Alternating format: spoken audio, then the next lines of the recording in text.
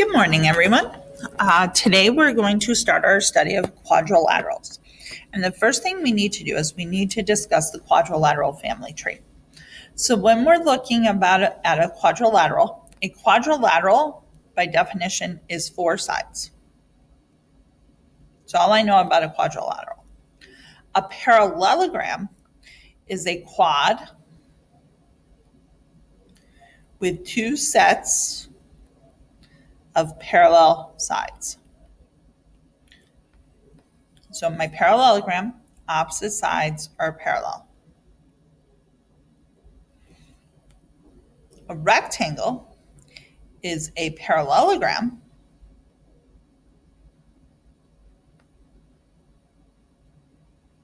with a right angle.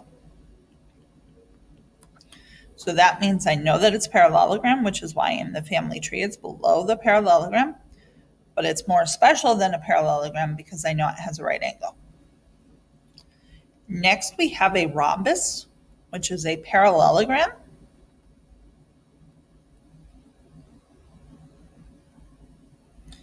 with all sides congruent. So again, a rhombus is part of the parallelogram family.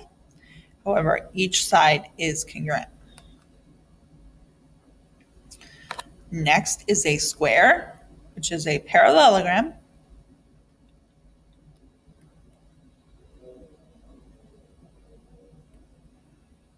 with a right angle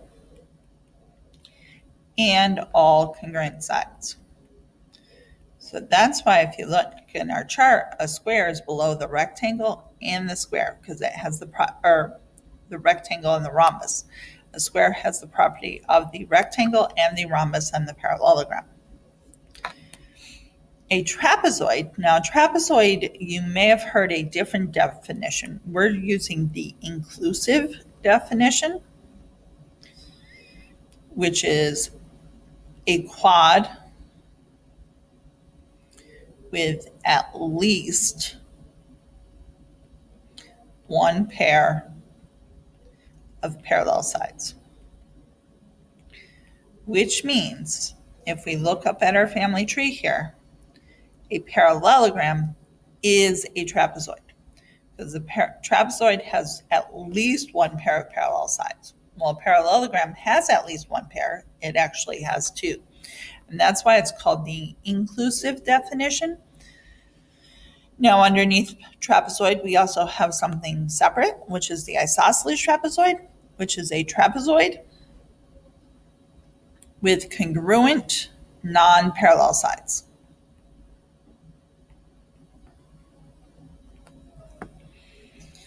And then the last one is a kite, which has 0 parallel sides, but consecutive 2 pairs, consecutive congruent sides.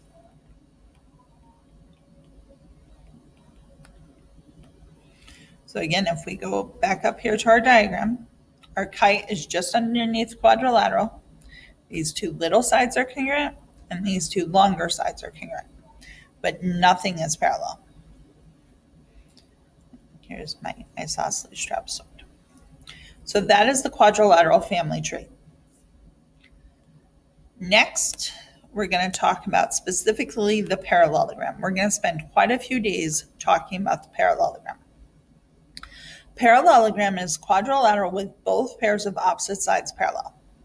So if I label my parallelogram, now first of all, when we're labeling any quadrilateral, we always go in order. So that means we can choose, typically we go counterclockwise. So I would say this is A, B, C, D, but you go in order. Doesn't matter, I could call it A, D, C, B, that's fine, but I'm not gonna jump around. So the name goes in order.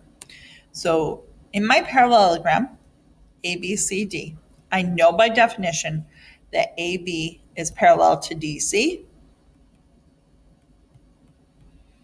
And I know by definition that AD is parallel to BC. That's part of the definition. Now we have several more properties. So the first property is opposite sides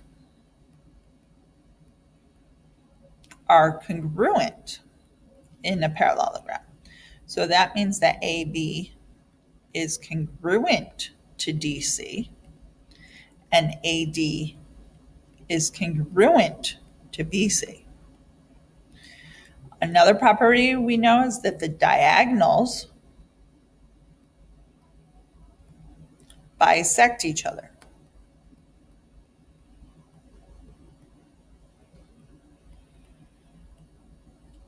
So if I am my diagram up here, add my diagonals,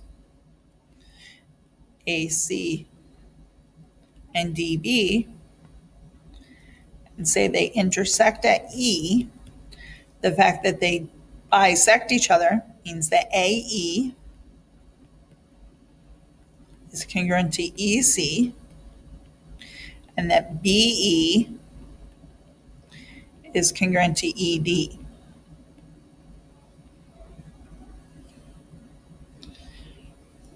I also know that consecutive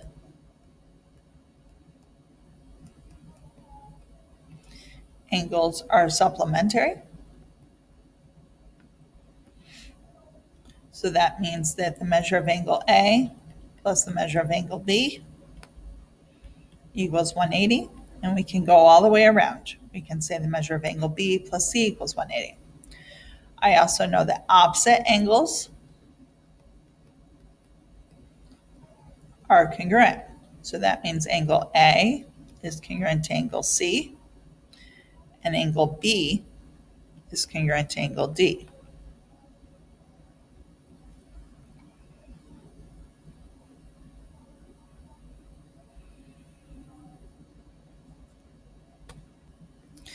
And then our last property is one we started with, which is opposite sides are parallel.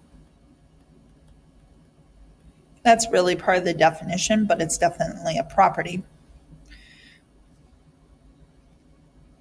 So now I would like you to pause, and I would like you to try to answer 1 through 5 using the properties of the parallelogram.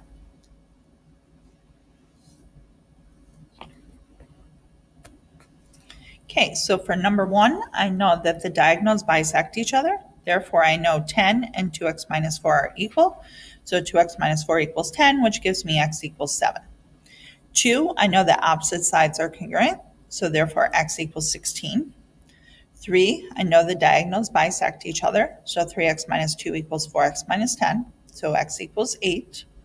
And 4, I know the diagonals bisect each other. So I know that I, and I'm going to call it M, is half of IK.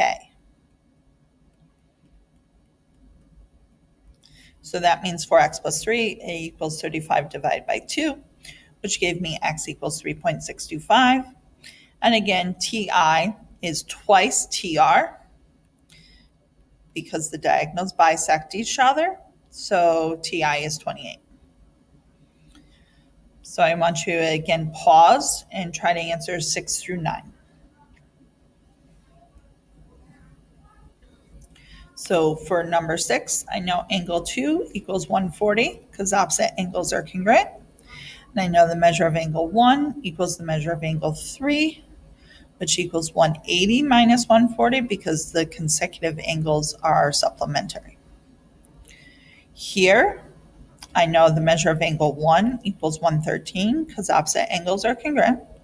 And I know the measure of angle 3 equals 22 and the measure of angle 2 equals 45 because opposite sides are parallel.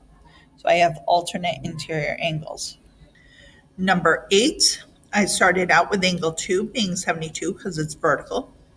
Angle 3 is 108 because it's supplementary with 72. And then I filled in this missing angle down here to be 40 because that enabled me to use a triangle. And I knew that this angle down here is 40 because of alternate interior angles. So then I used this triangle here to find angle 4. And then I used this triangle up here to find angle 1. So angle 1 is 61 and angle 4 is 32. Number 9, I started with angle 3 is 50 because those are alternate interior angles. Angle 2 is supplementary with 82, so that's 98. And now that I know 2 and 3, I use this top triangle to find 1 is 32. So that is the end of our lesson for today. If you have any questions, please ask in class.